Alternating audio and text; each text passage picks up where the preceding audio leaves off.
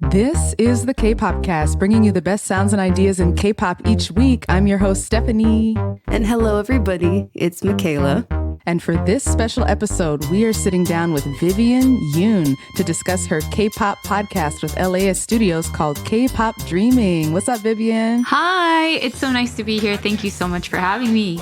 But before we dive in, guys, don't forget to join the K-Pop Cast community on Slack and sign up for hard-hitting editorial on our newsletter. Links to all of that in the episode description.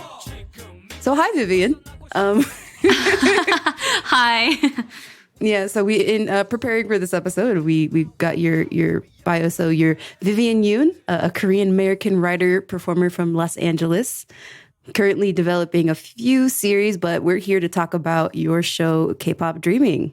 Yes. So the elevator pitch that we saw for it was it's considering her many years of standing first-generation K-pop boy bands, HOT, and sporting skinny bangs and highlights through grade school. It's a story she has been researching her entire life. So would you say that that's the accurate representation of the show? Like how else would you introduce that? Oh, okay. I think that was part of like my personal bio in talking about the show. The actual show, let's see, it examines K-pop through the lens of like the Korean diaspora in Los Angeles. So, you know, the podcast is really about the rise and history of K-pop. And then we do, it's sort of like a half deep dive on Korean history and Korean American history that has impacted and shaped the music. And then half the story of like my life growing up alongside the genre in the 90s and 2000s in Koreatown in LA. So would you say the original pitch was more that you wanted to research and share about K-pop, and then it became more personal, like you started to see yourself as part of the story more, or did you always want to have, you know, the personal be upfront? I actually didn't create the show. The show creator was our producer, Fiona Ng at LAist Studios. And she was the one who really came up with the idea of creating a podcast series about K-pop, you know, really from the perspective of like the Korean American community in Los Angeles. So that was like completely her idea. And then she was looking for a host, a Korean American host from LA. And we got connected, and as soon as we started working on the podcast, it became clear like, oh yeah, we should try to interject like some of my personal experience. But beyond the first episode, I didn't think that there would be like a ton of me to include. And then as we kept going and researching for the different episodes, more and more of like my life and family stories started becoming a part of the show. Yeah, I remember a specific example that your parents actually met in Itaewon, like in the clubbing district, in the episode that you were talking about the history of that area and how like, we can get more into the details, but I was just like, wow, that's like divinely orchestrated that you're researching this and you find that your parents have a deep connection to the topic. And that's exactly how it really happened. Like it was such an organic surprise. Would you say then that this project has been much more of like a personal, I don't know, self-discovery? Like when you show it to people, do you feel vulnerable about like letting them into your life? You know, it's so interesting because like I've had people kind of come up to me or DM me and they're like, wow, it's so brave of you to put yourself out there. And I'm like, wait, do I appear like, you know what I mean? It's like, am I naked and like nobody's telling me? Like, I don't know. So for me, it didn't feel that vulnerable until people started asking me, do you feel vulnerable? And then I started to feel like, wait.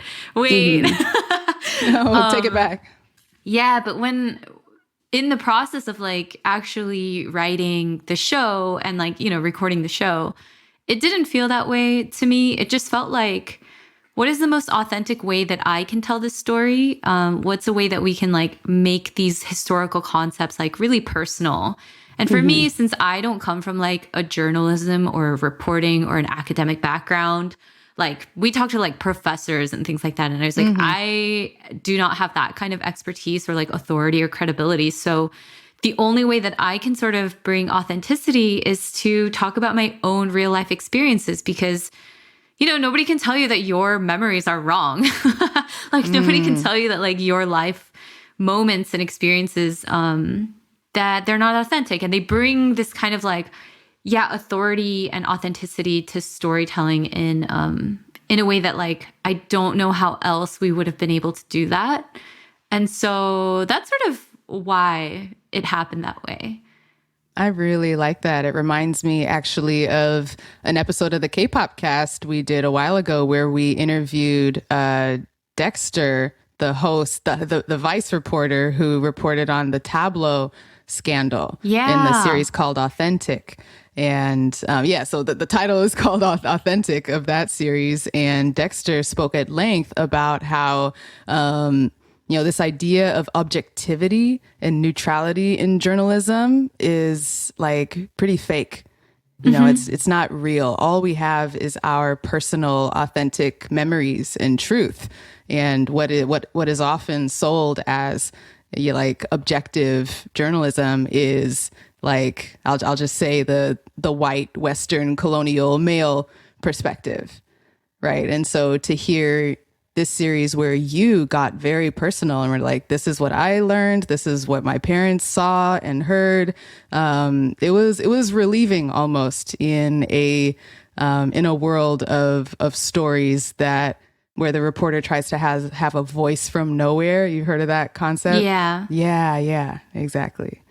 Yeah, it's that idea of objectivity is really interesting because like I have never attempted to be objective about anything in my life. Like I feel like my entire life I've just had opinions and like wanted to share my opinions on things. But yeah, so I was like really aware of the fact that like I am not like Dexter, you know, I'm not a reporter. And so I never had to really claim objectivity. The only thing is that like LAist is public radio. So LAist Studios is like the podcasting arm of LAist 89.3 KPCC in LA. And so because it's public radio and because it's journalism, we were reporting facts and every episode was like very, very thoroughly fact checked. So that's sort of where like the objective like journalism part came into it. But in terms of like framing the actual stories, it was 100% from my experience as a screenwriter, which is like, how do you make this as least boring, like the least boring as possible, right? Like, how do I make this as fun so that people want to keep listening? And I think, having a goal of like making stuff fun is very, very different from making stuff like objectively. Oh, yeah. But yeah, I don't necessarily go to NPR for fun.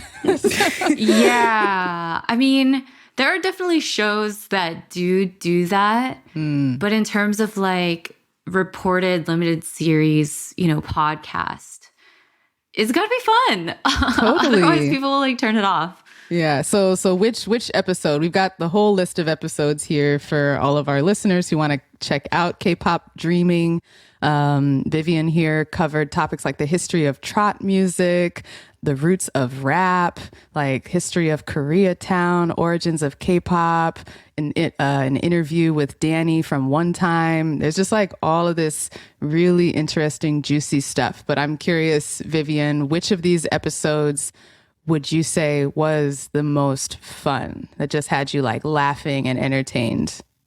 The most fun would probably be the second episode, Mixtape. Just because it has my friends from childhood in it. Yeah. Like my friends Sarah and Randy, who I grew up with.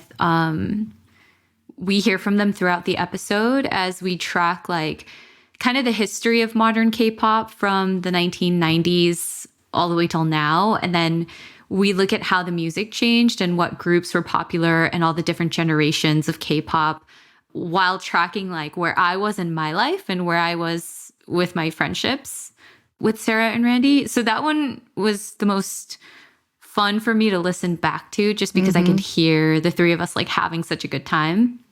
But the one that I feel like I'm the most proud of, I guess, in terms of like taking a bunch of historical information that could have been really dry and I think like could have been super boring. And instead, like the team put together this like really engaging episode was Trot. I knew you were going to say that. Right. Oh, yeah, I was about to yeah. say. Because for me, that one, I think is my favorite episode of the series. Yeah, me one, too. because I also got into Mr. Trot. You did. I was so into that show. I describe it as there's no other show where you can have these cute little babies singing love songs about heartbreak they've never had, I and know. guys dancing on poles, shirtless, and Oh. doing bat flips with perfect pitch. Like it was such a dynamic show, but then also it was such a great introduction to this genre of Korean music that I had only had a few references for, but never had really experienced. Yeah. That's so funny. Mr. Trot was so big. And it's true. There was, what is it? There was another show that kind of reminds me of it a little bit. They're not similar at all, but there was this like show, I don't know if it was in the Philippines or something, but it's like these little kids that dress up like adult, like well-known bands and stuff, right? Like there's the three little kids that dress up like the Bee Gees and then sing. Do you guys know what I'm talking about? It was like I really think big I've on seen YouTube. memes of this show. It's worth watching the performance because these little kids are I like bet. singing like, you know, the Bee Gees and like wearing like fake beards and mustaches Oh no. and things like that. But anyway, Yeah. yeah. Just seeing these little boys sing these like epically tragic like love songs. There is something really, really like entertaining about it. Right. Totally. But then also with the episode, learning about the history, about like why these songs are so tragic, and like how the origins of you know, it comes from first, you know, colonialism, you know, Japanese colonialism in Korea. Yeah. And there was a lot of that history that I had never heard before that I really enjoyed. And it reminded me of kind of like the discoveries that I had when I first read Pachinko and watched Pachinko for the first time, of these histories that aren't really talked about as much. Yeah. There's so much growing up in America, I think it's easy to forget that like every group of people in the world has their own history, dating back like centuries and millennia, essentially. And for me, I had known bits and pieces of South Korean and Korean history, but it really wasn't until the Trot and Moon Knight episode where suddenly we had this task of telling like the big sweeping moments of Korean and South Korean history and how that affected the music. All of a sudden, I was forced to like create this timeline for other people. Yep. And then in doing that, it's obviously also creating the timeline for myself. And I'm getting to learn all of these things that I didn't know about before. But yeah, like there is so much tragedy in Korean history. And that tragedy really does inform Korean entertainment, I think, too.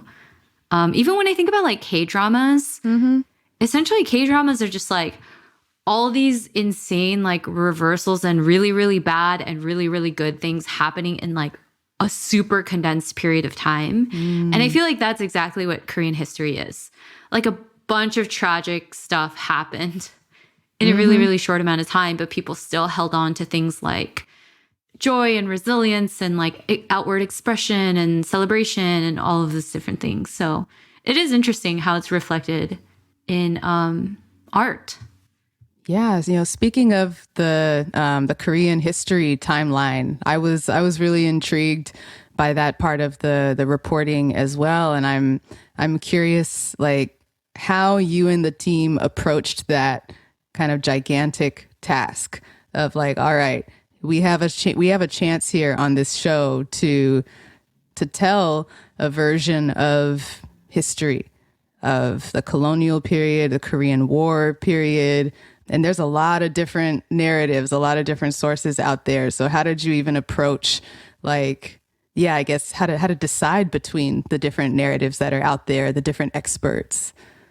I think the thing that we set out to do was we never wanted to tell an overarching history of South Korean politics. Yeah. I think what we wanted to do was like track how these different geopolitical forces, these big historical movements, how they impacted the music. And so I think that made it really, really, there wasn't a lot of room to actually like wander and look at different things because the goal was so specific. It was looking at this music, trot, seeing where it originated and seeing how the political situation of the times impacted the music. And then it just so happened that like you can literally trace all the different moments, you know, the big moments in Korean history from the 1930s onward through the changes in this music. So it just like happened to nicely line up that way. So for us, it wasn't super difficult to figure out like what to say and what not to say. It was more about, okay, we have all of this different information. Like, what is the most interesting way to present it? And that's where we were really struggling. I actually originally wasn't the writer of all the episodes. And it was only after working on the Trot episode where one of the producers had like written a first draft and we had like a group listening session and everybody was like, yeah, this isn't really working. And so I was like, let me take a crack at it. Like, let me take a stab at it because I can imagine a different kind of structure. And once I restructured it to like tell this story how I would tell it to somebody who knows nothing about Trot or Korean history, then everybody was kind of like, okay, I think Vivian should write all the episodes because it's just like coming from a more personal place. And that's when we like really included my grandma's history and then went back to interview her a second time to get her experiences, like not just with the show Mr. Trot, but like her experiences during the Japanese occupation and during the Korean War and all of that stuff. Yeah, having your grandmother's perspective and her voice, like featuring her voice on there is so such a precious gift for all of us listeners. So thank you for including her for us, for our benefit, really. Oh, that's so nice. She seems really sweet.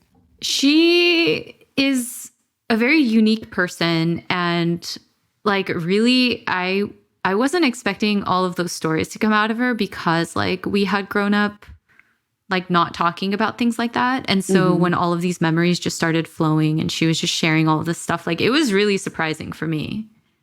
I think that leads into our first question from Dina. She asked that you talk about how important it is to know your history and how it shapes your identity. But from this series, what has been the most interesting or impactful part of your family history that you learned while making it?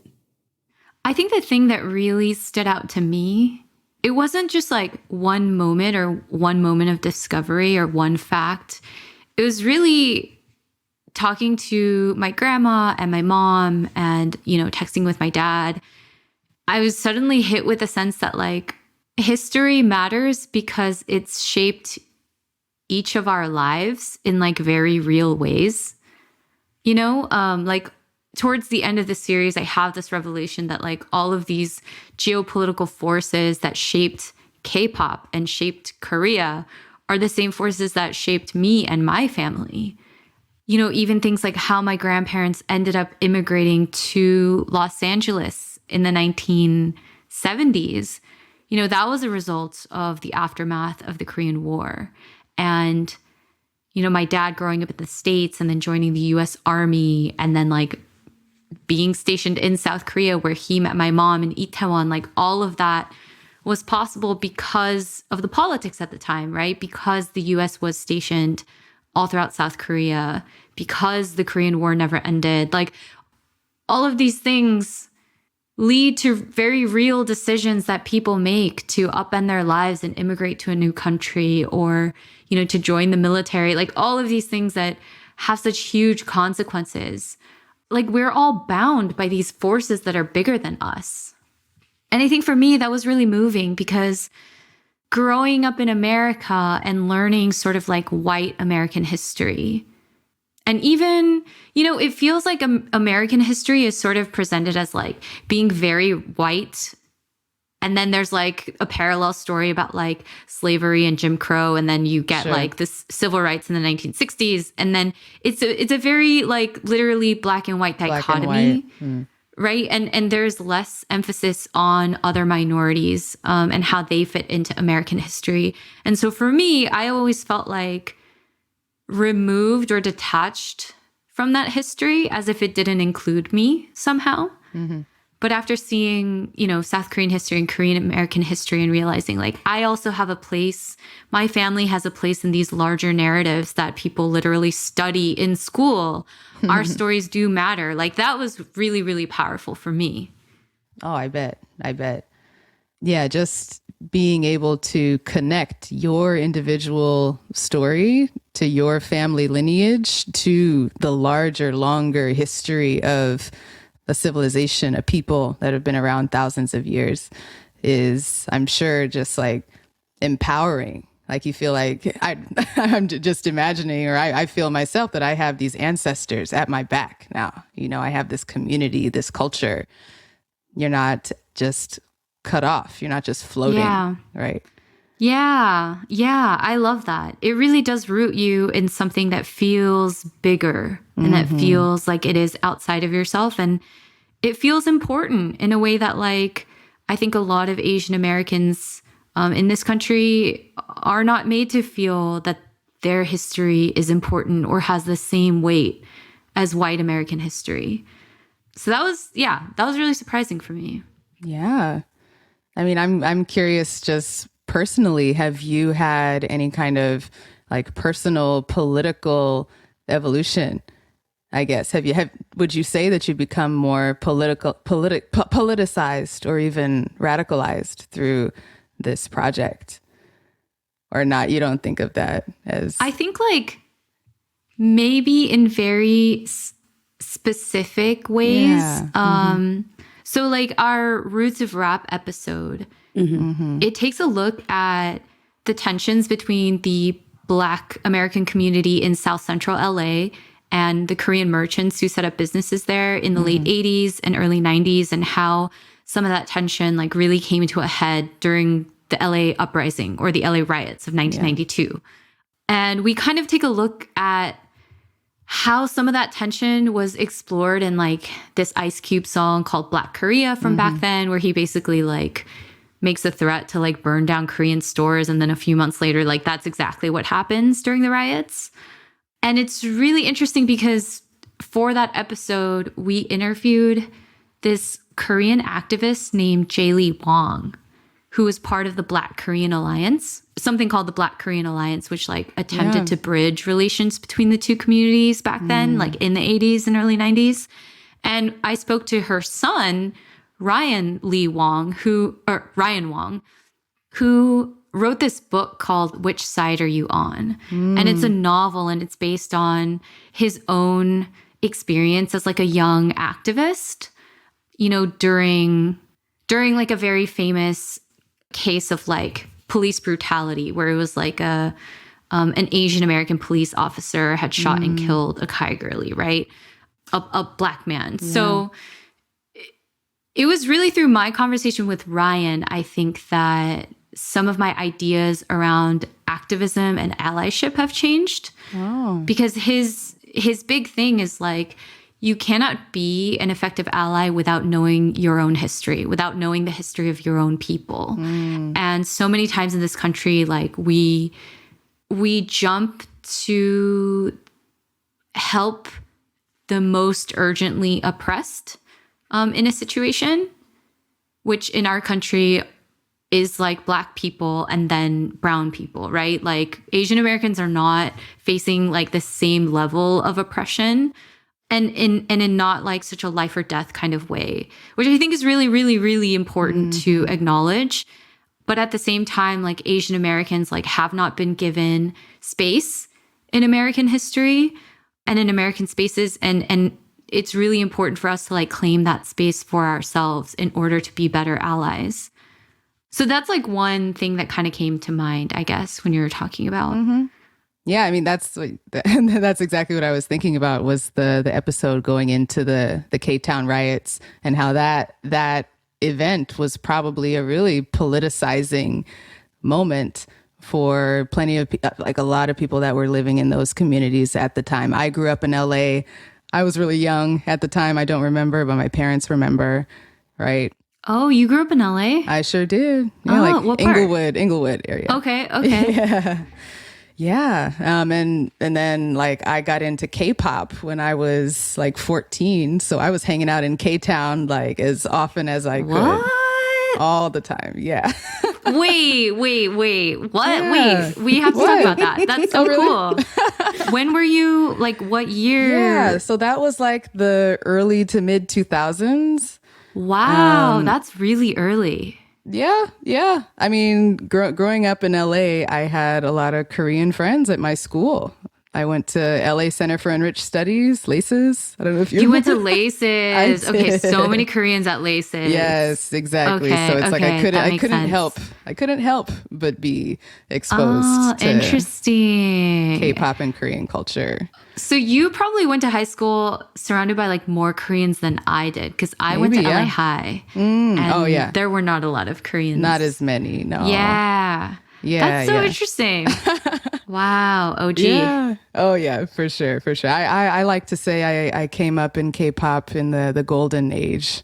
Yes. Like around like the transition from first to second generation. It's just like gold, right? Literally called the golden age of K-pop. Yep. We talk about that a lot on the show. And I grew up going to the Hollywood Bowl every year, the Korean Music Festival. Oh, wow. The big one. Yeah. Wow. So much fun. That's really cool. Yeah. So that, I guess I had a personal connection to some of the stories and things you were mentioning on the podcast. Yeah, I grew up in LA. I was in there. Yeah, I was curious what you thought, especially about that the Koreatown episode, Stephanie, since you have such a personal connection. Yeah. You know, like for me, you know, I really like what you said that you got out of the book, The Which Side Are You On? And Ryan's perspective on allyship. And I would even take it a step further, that, you know, before even trying to help someone else, it's imperative.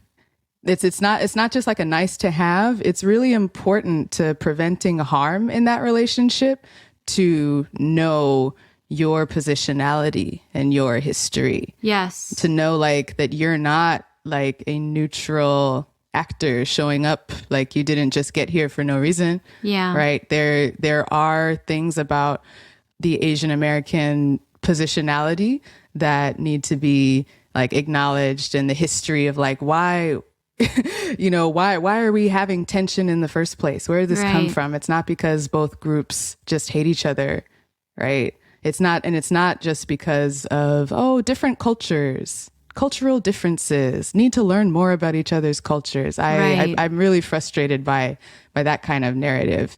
But the way we really build solidarity is by recognizing, this part of my history, this part of my story, my oppression is just like yours in a way. The essence of how we're both oppressed is what we need to get at. Because like, I could go on and on about this, but even the idea that white and Asian folks are more privileged or have better lives, it's like not necessarily. Just oppression looks different.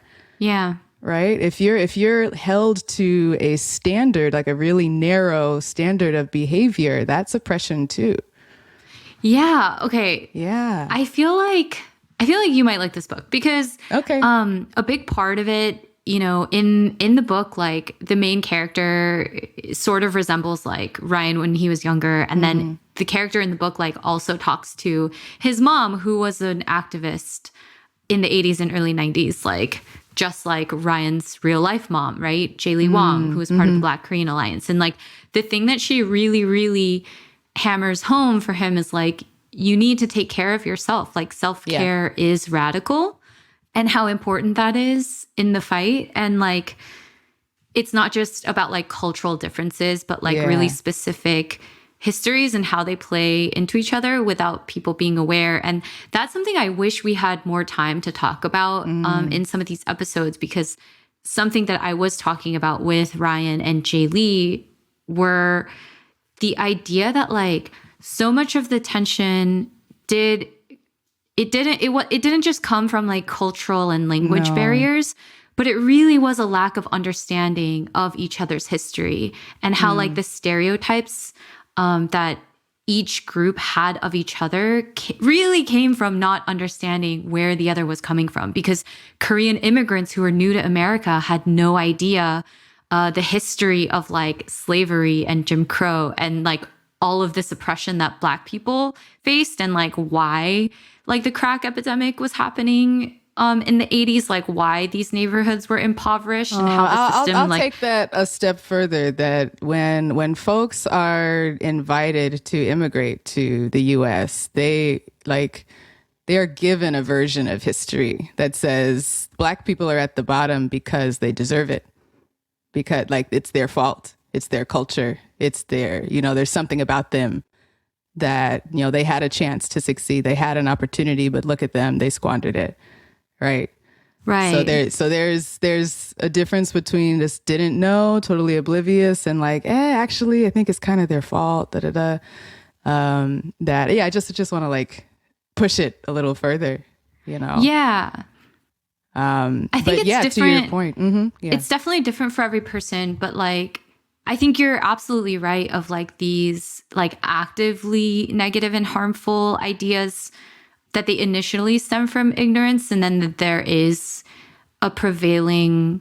We talked about like the white history being taught in the US. That's just like in the air. It's in the movies, it's in the books, it's like everywhere. The news, oh my gosh, the news coverage of how every crime is committed by a Black person, quote unquote.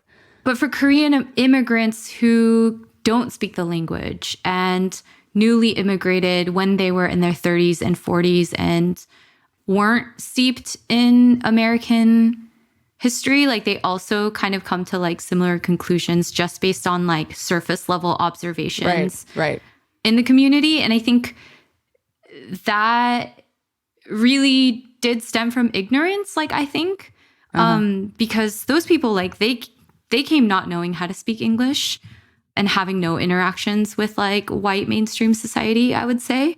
And then on the other side, the Black community also had no idea of like why Koreans were immigrating to the US in the first place, like the effects of colonialism and US occupation and the military presence in South Korea, and how like the Korean War was essentially started by like these massive powers that like decided to split the country up. And all of these things, and how like this giant wave of immigration that happened in the 70s and 80s was, part of the aftermath of the Korean War, the destruction, like how everybody lost everything. Like at the same time, like it's both communities that are unaware and ignorant of each other's history. And back then, like there was kind no of being language played to against bridge each them. other. Yes. And then, white media does its thing to like pit the different communities against each other and like frame the narrative as like one versus the other, which is really extra unhelpful. I know. Yeah, totally. But those are all things that like we definitely like wanted to talk about in the podcast, but you just can't include everything, No, yeah, there's so many layers, just as we're both getting at, right? You'd have to like do justice to each group's stories and interview some of the people who were involved in the protests, for example. Yes. Like you'd have to really see, well, what were you feeling and why? And what was going on there? Deserves to be its own, series, and not just like us trying to do that. You need like 30 bonus episodes to cover that. I know. A previous version of the episode, like we did talk to, somebody who was like there in Koreatown, kind of defending the neighborhood. And it was just clear that like we can't do this in a show that's about music. Like we sort of have to stick to how all of this affected the music. But I'm curious, Stephanie, to know too, like if you went to LACIS and there were a bunch of Koreans they must, like, so many of them must have been listening to hip hop and rap. Oh, totally. Like, how did you feel about that? Like, did that ever make you bristle or cringe? No, not really. I was like hook, line, and sinker into K-pop, you know? Yeah. And I don't remember being really conscious or aware of that as a harmful or appropriative dynamic when I was that age. Right. No, I do remember there's almost like a uniform that all the Korean American guys would come in baggy white tees and jeans, you know? Yeah. Oh yeah. That was totally like borrowed from Black hip hop fashion. Right. And same for the Korean American girls would come in like tight white t-shirts, big hoop earrings. Yeah. Right. I think hearing that kind of like personal experience of like, this is just how it was back then is kind of helpful, because for people who didn't maybe grow up alongside these communities, and like nowadays the concept of like appropriation versus appreciation is so big, and it's so easy to look back and say this is right and this was wrong. Yeah. But when you're in the moment, 20 years ago, it's a little different. I think a lot of us are just, especially at that age, going to school, we are so invested in fitting in with, and like fashion is a part of that. Music is a part of that. It's all ways to get validation and social connection. Like I personally was not thinking about larger cultural significance of any of this stuff. I was like, this group wears these clothes. Okay, noted. If I want to fit in, maybe I should buy these shoes. Yeah. I mean, at the same time, I will say, painfully aware of how lacking in certain markers of like Black culture I was, and my fashion was, and the way I talked was. Like, I was made to feel that way. But I tell this story a few times on the podcast that because I was Black, I was at least somewhat Black. I found a kind of kinship or relationship with the Korean Americans on that level. Like, we both liked hip hop and Black culture in a way, and K-pop sounded so much like R&B and other Black music styles that it was just like a perfect fit for me to move on over there and see what that was about. Yeah. And it worked, and it was beautiful, and it was fun until it wasn't. Well, what was it like for you in like LA High, you being like not in the majority? In high school, like, I still really identified, or I wanted to identify with whiteness. So like all the music and movies and things that I consumed were like very, very white. And then LA High is like, it had no like true like waspy kids. Like, there were zero. Oh, okay. Got it. At LA High. Yeah. Like, the closest you had to like white kids we had a couple like Jewish kids, and then we had some like Eastern European kids, and, Ukrainians, Russians, Armenians. But we didn't have that, very like waspy kind of white kid at our school. And for me, it was really tough because like hip hop and rap and then things like reggaeton, right? Like, those are like the dominant musical genres, and culturally, like, I was just not at the same place that a lot of other kids were. So I felt really alienated. Like, I felt like an outsider because I didn't know a ton of people who like the same, white white things that I did. But Let alone K-pop, right? K-pop, like, I always associated K-pop with like more Koreans, in quotes. Kids who are a lot more connected to Korean culture than I was. And I would never, ever, ever have called myself a K-pop fan back then. Just because the social status, it like, for a lot of Korean Americans, like, liking K-pop was just not cool. And so I definitely stayed really, really far away from it publicly, at least. But yeah, Do you feel like that's changed? Yeah, go. I was going to say back then, who considered it not cool? Who specifically? Yeah. I think other Korean American kids considered it not cool. Yeah. You know, it was like us. We decided within our own community that there was a hierarchy, and the more Americanized you were, the more cool you were. And I think a lot of times too, like within Korean American circles, it wasn't like the more white you were. It was sort of like the gangster kids who were closest to blackness were the coolest, you know? Oh, yeah. And that was all tied in with like gang culture and things like that. But we also spoke with like a historian who kind of mentioned this thing about how like hip hop being popular in K-Town, you have to realize that historically K-Town has never been majority Korean.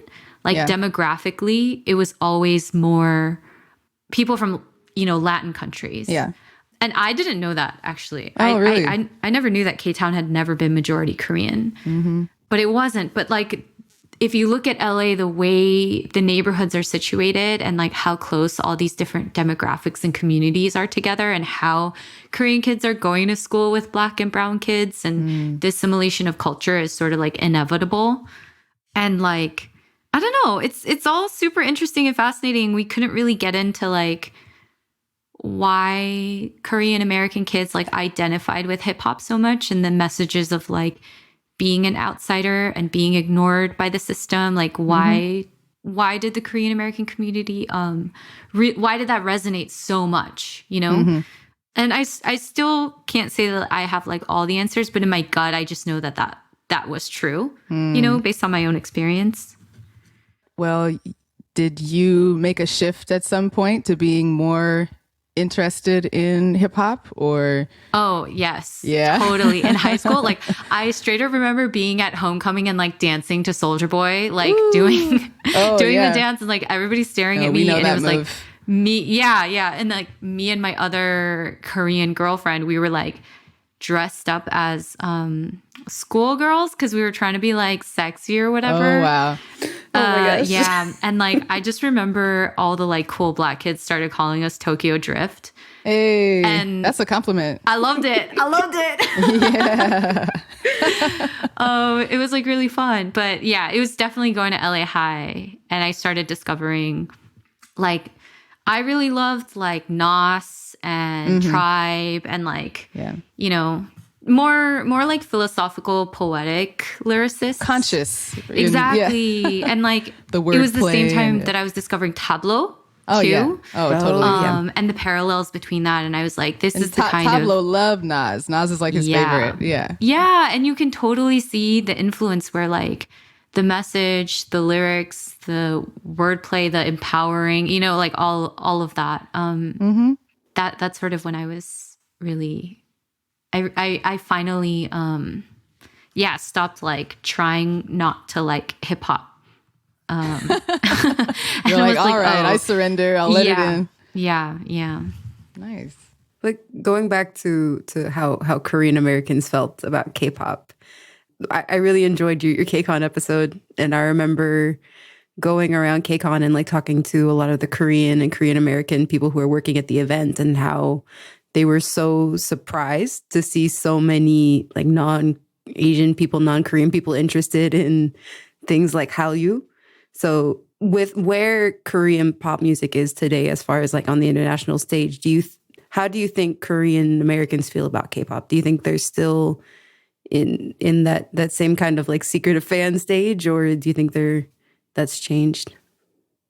I can only speak for like the people I know personally, like the Korean Americans that, you know, I talk to. And I think the attitude that my friends Sarah, Randy, and I have at the beginning of the podcast, which is like surprise, like why now? Right. I think that's still a pretty big question for a lot of Korean Americans. It's like a mixture of pride and I don't understand like how this happened. And it feels weird that this thing that like we were ashamed of when we were younger is now like accepted and embraced and celebrated by so many people around the world. Like that is a weird thing. And then at the same time, a little bit of resentment. You know, I think that's like totally present in a lot of Korean American circles of like, why are you guys allowed to like this now? And we weren't. So I think like there are a lot of, you know, feelings and complicated things wrapped up into it for a lot of different people. And for me, it really, really was just working on this podcast that helped me come to the other side, especially after the KCON, going to KCON and experiencing what it's really like and having that resentment sort of dissolve. And it really just faded away after seeing like how genuine people's love for the music was. Yeah, that's the best part about KCON, because if you're a K-pop fan and you're only a K-pop fan online, you can see a lot of the toxic parts of the community. But every person that I talked to, every person who was working there as a vendor or who was part of the event, they always said how surprised they were that how nice everybody was and how open and excited and genuine that their interactions were with people when they were at the convention. It's so true. Everyone is so sweet and nice, and everybody, I don't know, just like one of the most welcoming feeling communities ever. And yeah, I was going to say something and I just forgot about something you said. Oh, in the KCON episode, we kind of talk about like the first ever KCON. And one of the people who was helping organize that was talking about how like fans showed up and waited in line so long outside that the fire marshal was like, hey, you have to open your doors early because this is a fire hazard. And then when they did, like the event was not ready. They weren't set up and all the fans just went inside. And then the K-pop fans helped to like keep everybody in line and organized, and we're like on the side of the organizers. And I was like, that is so great, because that's exactly the same vibe and feeling I get now, where like if something were to fall through, like K-pop fans would be the first to try and keep things good and okay. And like, you know, that's just like a really nice detail. That was my favorite interview with Angela Kaloran, the former CEO Angela. of CJE&M America. Yeah, CJ America. That's such a cool interview, because I have so many questions I would love to ask her. So it was great that there were a lot of people that you interviewed, I'll be honest, in your show that I was like, oh, I wish we could talk to them too. I was like, kind of like taking notes of like other people that we might want to reach out to. Yeah, absolutely. Please go for it. I love that. That's so good.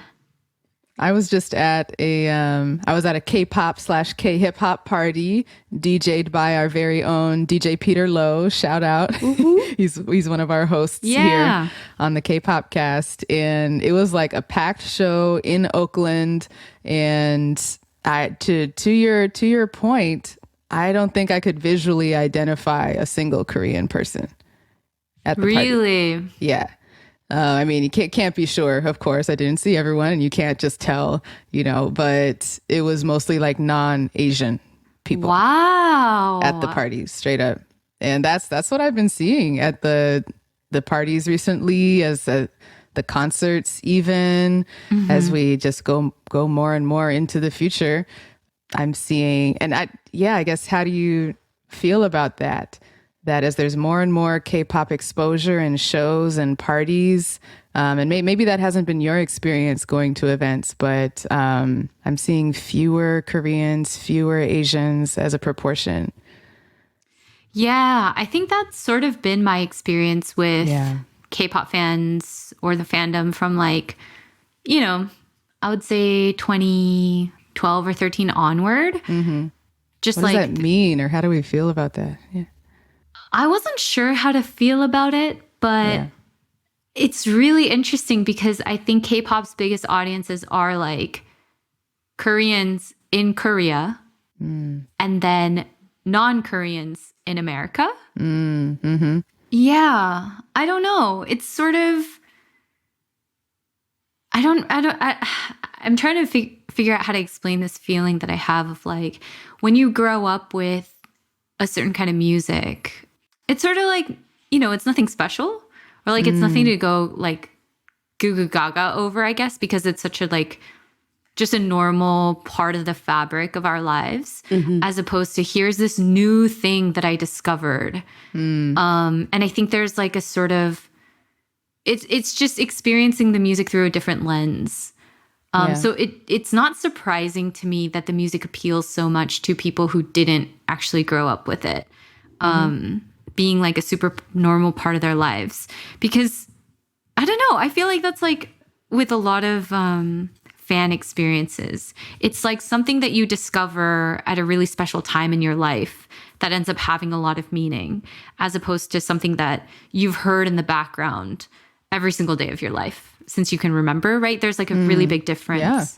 And so I think that's part of it. But also like, yeah, just seeing the rise of in the number of like non-Koreans hanging out in Koreatown. Yeah. That I think was more surprising to me. And I think that, that's totally linked to the rise of K-pop. Yep. It's just really interesting. And I'm still a little surprised because I'm like, you like it that much? You guys like Korean barbecue that much? Like, oh, you love K-dramas this much? But people do. And that love is like very, very real, you know? I think that's what I was most surprised by, was like how deep that love really is. Yo, I mean, Michaela just reported on the first, well, not the first, but the first K-pop concert in a long time to be hosted in Fresno, where Michaela Fresno? Yeah, right? I'm based in Fresno. That's where I'm from. My dad's from Fresno. Oh, see, we do have a connection. Yeah, even though I'm not from LA. Like I can't relate to all the stories, but Yeah. But yeah, Wow. Michaela, why don't you share like the demographics that you saw at the K-pop concert? oh gosh. Well, that's the thing about Fresno, is that we're also like Los Angeles, like the Bay Area. We have a very wide demographic of people. I was just thinking about how you met the main organizers of the TAN fan club, who like flew out from the East Coast. They flew out from like North Carolina. Yeah, from Atlanta, all over. like all over. But I definitely would agree, now that I'm thinking about it, as far as like the demographic of if we're specifically looking at like Asian people or Korean people, there were more, Latino people or Black people or white people, if we were to like break it down like that, then I would say at that concert. Wow. Fresno. I know, right? Fresno's on the map. I'm telling you, the next This is a hot perfect example K-pop destination. for anybody who's never heard of Fresno, why it's so miraculous. Yeah, that there's a Vivian's K-pop reaction concert was there. great. Fresno? What? Wow. K-pop has come a really long way. Yeah, oh gosh, we probably don't have time to get into it today, but I think we're like approaching the cliff of starting to talk about how there's a Korean community of K-pop fans, and then there is a 외국인 foreigner global fan community, and like who is K-pop catered to? What are the foreigners getting out of it? That like what that like what reasons are they coming to it? What do they want? How are they different? Then are they at odds, or are they?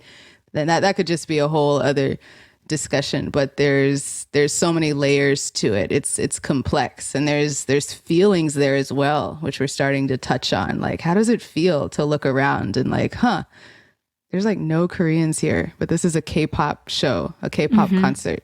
There were Koreans years ago. I remember one of my first K-pop concerts I went to was it 2005 YG Family World Tour in LA? And literally my mom and I showed up at the venue for the concert, and the people checking tickets were like, you're not at the right place. There's the Brian McKnight concert is 2 blocks away. Oh my God.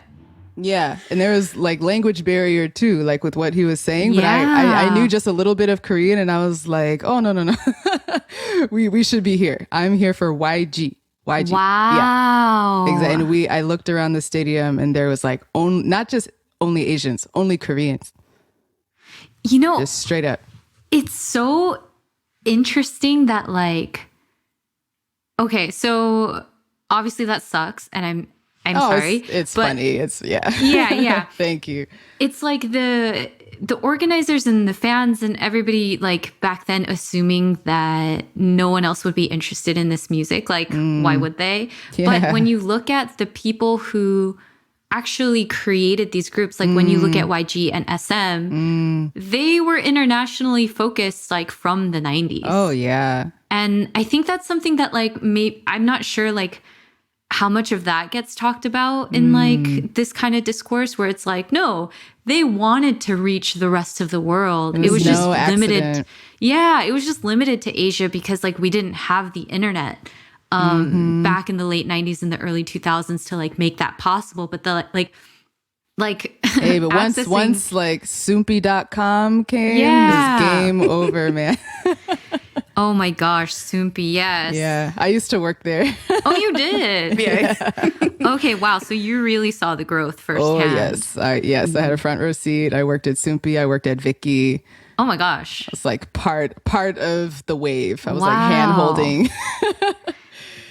It really, yeah. And I just think that like the internet made it so that other people could discover this music Yeah. that had no other way of like crossing the barriers otherwise. But like, And we really owe it to Korean Americans in LA for painstakingly translating every word, Oh yes. every lyric, for oh, for bringing the tapes from Korea yes. to LA and uploading it. Like, yeah, the founder of Soompi, Susan Kang, being one of them, who would just like stay up all night translating. Really? Yeah, and that's why the rest of us fans don't know the struggles. you really don't. That makes so much sense. Yeah. Geez, yeah. now I wish I talked to you before we Oh. wrote the podcast. Well, we'll just So have like, to. oh, I would have loved to talk about that somewhere, you know? That would have been really cool. We'd love to have you back on, Vivian. Yeah. Like, Oh this my doesn't have to God. be the only time. There's so many yeah. episode ideas. I would love to learn more about that because Yeah.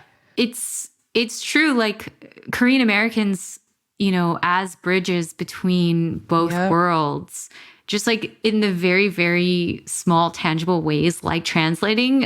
I just want to know more about that because that must have been happening like with tons of people all over on this really, really tiny scale that ended up like helping to push the boulder, which like then rolled down the Yes. hill.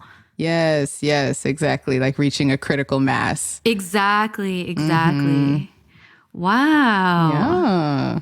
And the whole like fan subbing culture is like birthed from, and anime and also, K-drama fan subbing. Yes. I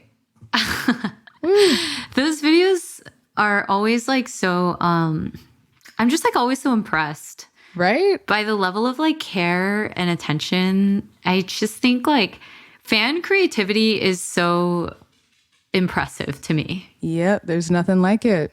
There's nothing like it when someone is truly just passionate and feels a responsibility and a duty to like do right Yeah. that project. Right now, I'm like really enjoying all the on TikTok, the like 태양's 여러분 Oh my meme God. is like resurfacing, and I'm like, 여러분. I love it. 여러분 보고 싶었어요. I love it. It's, like, Lysander so members, good. they went on to the P6 show and one of the members did like an opera version of that. Oh, no. My God. I Taking love it so far. all of it and all the memes. Like elevates it. I love it. Thank you, internet. So Speaking of, go. I know what you're gonna say, Michaela. Go for it.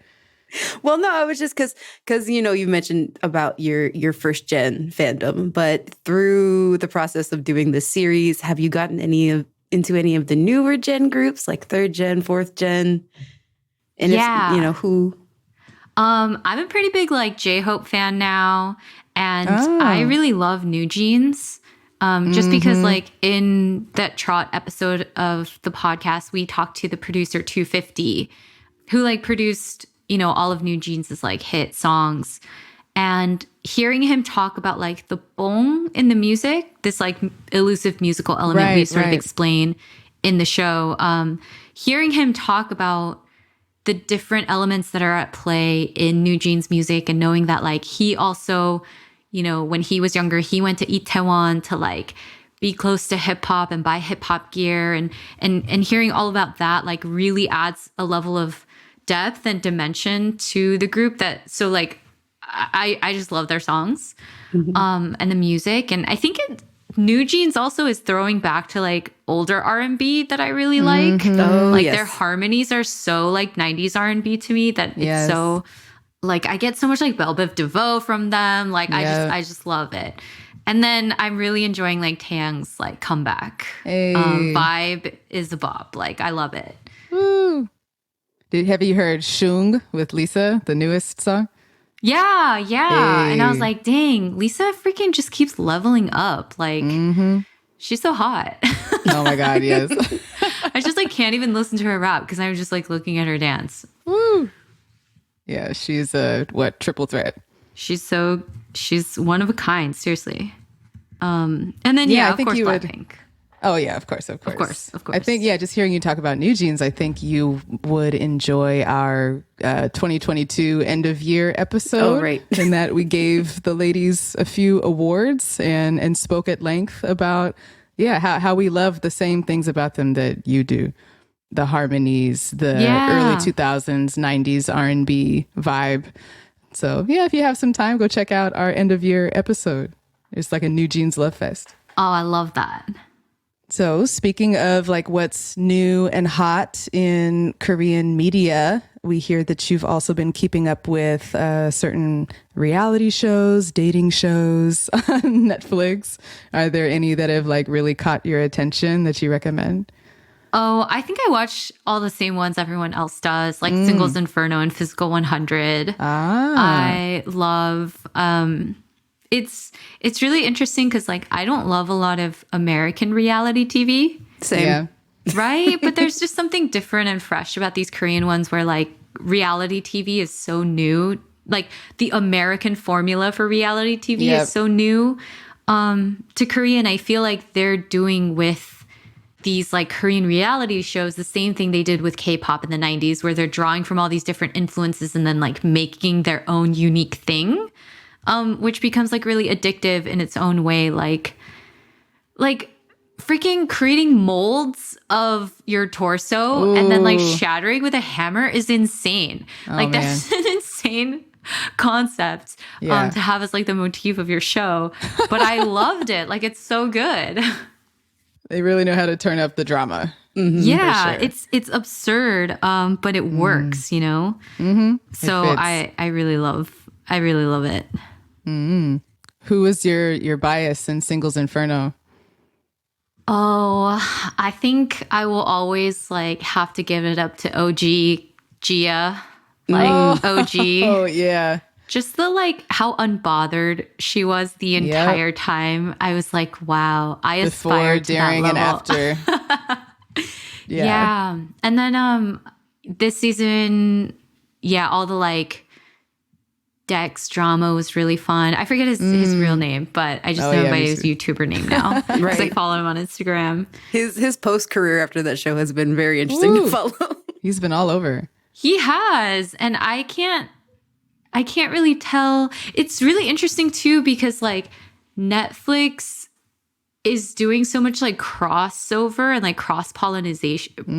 Pollination with like reality stars because they're doing that whole like UDT series with all the military guys, and then they show up in Physical 100 and Singles Inferno. Like, right. They're and tapping that zombie show, I think that's on NBC. Wait, what show? There's also like a similar, like a zombie survival program that he was also on. Yeah. As well. So they're doing something really interesting where like these different worlds are crossing over in sort of like a Marvel Cinematic Universe kind of way, where like people are popping up in different things and they all belong to the same universe of like South Korea Netflix reality TV stars who are also crossing over into like Netflix K-dramas with I forgot all of their names now, but the actress from Singles Inferno being in The Glory. Yes. And yeah, exactly. I recognized her. I was like, what? Is that really her? Yeah. And then like Netflix Korea being aware of that and then you know, promoting both totally The aware. Glory and like it's just happening on a level that kind of reminds me of K-pop, of all the different layers and how everyone is connected, and like within YG, like all the groups are connected, and it's really, really interesting to kind of see that side of it too. It's really fun from the fans' perspective to pick out, recognize the Easter eggs. Yeah. And I wish American TV would do that more. Like how many what did I just see the crossover? It was like Walter White and Jesse from Breaking Bad. Oh, really? In another show. Nice. Maybe it was a photo of them, maybe with the Always Sunny guys or something. Okay. But it was just like crossovers like that don't really happen in American TV shows anymore, the way they might have done in like the 90s and 2000s with like primetime network shows. Right. But yeah, I think Koreans are really, really good at like giving fans what they want. Oh, yeah. They've proven that, if nothing else. Yeah. It's really interesting. That's reminding me of all the AI covers of K-pop songs that have been going around, where you got like Bruno Mars singing Hype Boy or whatever. Oh my God, I haven't heard those. I have to listen. I feel like, I don't know if it's just my algorithm, but I feel like I've seen a lot of them where it's like a Western artist performing a K-pop song. Oh. And like that kind of crossover, which has been really interesting. I'm so into it. What do you think, about, I guess, AI coming into K-pop? Like we just saw a press release from HYBE and a teaser that they're going to start releasing music from an AI artist. Yeah, so a person that doesn't exist. It's a voice that's made up. They're going to start releasing songs and calling it from an artist. And aespa just released their album with a song featuring Novice, their AI friend, I guess. I think you can tell how I feel about it, but I'm curious. The first thing it sort of makes me think of is Hatsune Miku. Right. Oh, yeah. Yeah, because I think that came out in the 2000s, and that was like a virtual Japanese idol singer who was like completely virtual. They would like project 2D or 3D images of her singing and dancing at concerts, and her voice was also similarly like, it was like software generated, right? It was like a voice bank, right? And or Vocaloid or whatever you call it. Yeah, Vocaloid. Yeah. And I think that's sort of what it makes me think of like, oh, we've actually seen a blueprint for this before, but it's just going to be happening on like a way bigger scale. So I'd be interested to see what happens, but it kind of just reminds me of like, Koreans in the K-pop industry are very good at taking things that have already existed and then really making it their own and taking it to the next level. So that's sort of where my mind goes, just the same way that like Isuman, in creating the first ever boy band HOT, he drew influences from the Japanese idol trainee groups. Like that trainee system is something he borrowed from like Japanese trainees. So I think, everything, there's a lot of borrowing and building on in K-pop. So none of it is like super surprising to me. I'm just interested because I think, anything HYBE does is like, I am interested to see like just the level of quality. Sure. Yeah. No, that is something to think about, especially given how we all agree that what K-pop does best is figure out what the fans want and give it to them like tenfold. I don't know if fans are asking for AI artists. Like, I think we like the human piece, like as commoditized as it is, like that's what we're looking to connect with and consume. So I just wonder, what are they going for with this? what need are they trying to fill?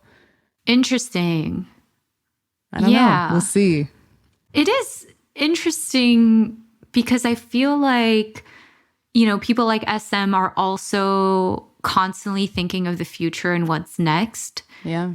And while they are really good at giving fans what they want, they're also really thinking like they're very future oriented and forward thinking in ways that maybe like fans haven't asked for it yet too, where it's like thinking about things like the metaverse and debuting like virtual idols alongside real idols and things like that. Like, I don't really have a super strong opinion. I'm just like, show me, and then if it's good, I'll care. Yeah. You know what I mean? Like, if it's not, then who cares, kind of. Right. But a lot of fans, like, they are they speaking out against it? Like, they don't like it? Yeah, pretty much all the comments on that on that video are like, we don't want AI, we want humans. Really? Let your existing human trainees debut. Why are you doing? So we'll see. Like if Hive has a master plan, I know you have people waiting to be debuted, and you debut an AI. All right, that is really, really interesting. Wow. We'll see.